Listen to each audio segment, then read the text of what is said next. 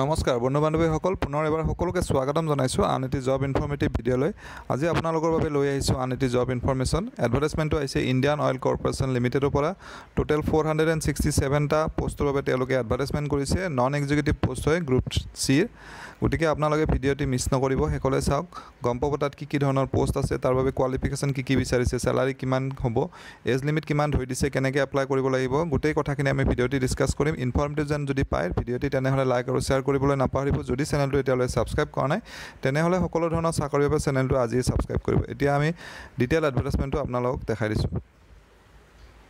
Official এডভাৰটাইজমেণ্টখন আপোনালোকে চাগে স্ক্ৰীনত দেখিছে। ইয়াত পোষ্ট যিটো আহিছে, ইয়াত বেলেগ বেলেগ পোষ্ট আছে, মই কৈ গৈছোঁ। ইয়াতে মেইনলি ইয়াত ৰিফাইনাৰী ডিভিজনৰ আছে আৰু পাইপলাইন ডিভিজনৰ আছে। ৰিফাইনাৰী ডিভিজন আমাৰ অসমৰ গুৱাহাটী, ডিগবৈ আৰু বঙাইগাঁৱত আছে।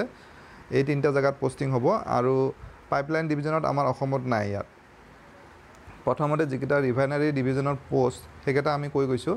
জুনিয়ৰ ইঞ্জিনিয়াৰিং এছিষ্টেণ্টৰ বেলেগ বেলেগ বিভাগত পোষ্ট আছে। প্ৰডাকশ্যনত আছে, PNUত আছে, তাৰপিছত ইলেক্ট্ৰিকেলত আছে, তেনেকৈ ইনষ্ট্ৰুমেণ্টেশ্যনত আছে, মেকানিকেলত আছে আৰু কণ্ট্ৰল এনালিষ্টত আছে, ফায়াৰ এণ্ড ছেফটিত আছে। বেলেগ বেলেগ ধৰণৰ এই তিনিটা জেগাত পষ্টিং হ'ব, গুৱাহাটী, ডিগবৈ আৰু বঙাইগাঁও। লগতে ভাৰতৰ আন আন ঠাই আছে। আপোনালোকে চাই ল'ব, এডভাৰটাইজমেণ্টখন মই ডেছক্ৰিপশ্যনত দি দিম, তাৰ পৰা আপোনালোকে ডাউনলোড কৰি ল'ব পাৰিব। আৰু বাকী ইয়াৰ ডিটেইলছখিনি মই আপোনালোকক কৈ গৈ আছোঁ। আৰু যিকেইটা পাইপলাইন ডিভিজনৰ পোষ্ট আছে তাত ইঞ্জিনিয়াৰিং এছিষ্টেণ্ট পোষ্ট আছে। যিহেতু ইয়াত অসমৰ বাবে কোনো পোষ্ট নাই, সেইকাৰণে মই ইয়াৰ ডিটেইলছ নাচাওঁ। তথাপিও আপোনালোকে এপ্লাই কৰিম বুলি ভাবিলে চাই ল'ব পাৰিব। আৰু কোৱালিফিকেশ্যন মই চাইছোঁ এতিয়া, যিটো জুনিয়ৰ ইঞ্জিনিয়াৰিং এছিষ্টেণ্ট পোষ্ট আছে যিকোনো বিভাগতেই হওক, তাৰ বাবে 3 ইয়াৰ্ছৰ ডিপ্ল'মা কৰাসকলে এপ্লাই কৰিব পাৰিব। বিভাগ অনুযায়ী এপ্লাই কৰিব পাৰিব। ধৰক কেমিকেল আছে, পেট্ৰ'কেমিকেল আছে, ৰিফাইনাৰী হয়, মেকানিকেল আছে, কিছুমান ইলেক্ট্ৰিকেল, ইনষ্ট্ৰুমেণ্টেশ্যন। গতিকে নেক্সট যিটো আৰু পোষ্ট আছে জুনিয়ৰ কোৱালিটি কণ্ট্ৰল এনালিষ্ট। আৰু এই গোটেইকেইটা পোষ্টতে BSc কৰাসকলেও এপ্লাই কৰিব। যিসকলে BSc ফিজিক্স, কেমেষ্ট্ৰি, মেথছত BSc কৰিছে, অৰ্থাৎ ৰয়েল BSc বুলি কোৱা হয়, তেওঁলোকেও এই গোটেইকেইটা পোষ্টতে এপ্লাই কৰিব পাৰিব। গোটেইকেইটাতে অপশ্যন আছে। আৰু ইয়াত মেট্ৰিক কৰাসকলেও, ITI কৰাসকলেও এপ্লাই কৰিব লাগিব। আৰু যিটো junior quality control analyst post আছে তাত কেৱল BSc থকাসকলে এপ্লাই কৰিব পাৰিব।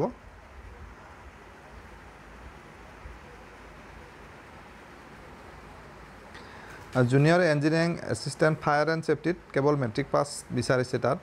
আৰু লগতে এটা 6 মান্থছৰ কোৰ্চ থাকে NFSCৰ পৰা, সেইটো কৰাসকলে এপ্লাই কৰিব পাৰিব। এইটো নাগপুৰতো কৰিব পাৰে, আৰু আন কোনোবাত যদি কৰিছে কোনোবাই তেতিয়াহ'লে তেওঁলোকে এপ্লাই কৰিব পাৰিব। আৰু লগতে ড্ৰাইভিং লাইচেঞ্চ থাকিব লাগিব। আৰু ইয়াত ফিজিকেল ষ্টেণ্ডাৰ্ড আদি দিয়া আছে, মেডিকেল ষ্টেণ্ডাৰ্ড, এইখিনিও চাই ল'ব লাগিব এডভাৰটাইজমেণ্টটো এপ্লাই কৰাৰ আগতে। আৰু ইঞ্জিনিয়াৰিং এছিষ্টেণ্টৰ যিবিলাক পাইপলাইন ডিভিজনত পোষ্ট আছে তাতে ইয়াত 3 ইয়াৰ্ছৰ ডিপ্ল'মা থকাসকলে এপ্লাই কৰিব পাৰিব। তাৰপাছত নেক্সট আমি আহিছোঁ ইয়াৰ বয়সৰ সীমা। ইয়াত 18 ইয়াৰ্ছৰ পৰা এপ্লাই কৰিব পাৰিব আপ টু 26 ইয়াৰ্ছ। আৰু এজ ৰিলেক্সেশ্যন থাকিব এজ পাৰ যিটো গভৰ্ণমেণ্ট নৰ্মছ হয়। আৰু এপ্লাই কৰিব লাগিব অনলাইন যোগে, যিটো IOCLৰ অফিচিয়েল ৱেবছাইট আছে তাতে। আৰু এপ্লাই কৰা অলৰেডি ষ্টাৰ্ট হোৱা নাই, অহা 22 জুলাইৰ পৰা ষ্টাৰ্ট হ'ব আৰু সময় থাকিব 21 আগষ্টলৈকে। গতিকে আপোনালোকে তেতিয়ালৈকে এপ্লাই কৰিব পাৰিব। নেক্সট আমি ইয়াৰ চেলাৰীটো চাইছোঁ। চেলাৰী যিটো পে স্কেল হ'ব এইটো 25,000ৰ পৰা ষ্টাৰ্ট হ'ব বেছিক পে'টো, আৰু 1,05,000লৈ থাকিব। আৰু লগত যিবিলাক IOCLৰ এলাৱেঞ্চ থাকে এই গোটেইখিনি পাব।